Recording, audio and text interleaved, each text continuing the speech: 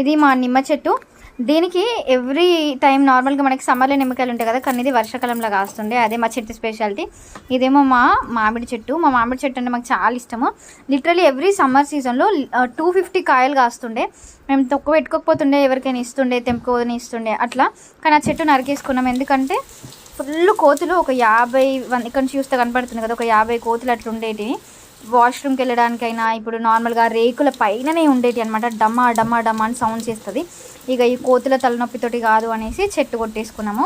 And ఆ చెట్టును తీసేసిన తర్వాత కూడా దాని మొట్టు ఉంటుంది కదా కింద, ఆ మొట్టు అట్లనే ఉన్నదనమాట. ఆ మొట్టు నుండి మళ్ళీ ఎగురు వస్తుందేమో అనేసి ఇంకా మొట్టును కూడా మొత్తం ఏడికడికి తీసేసి జస్ట్ కొంచెం ఉంచినాం అంతే.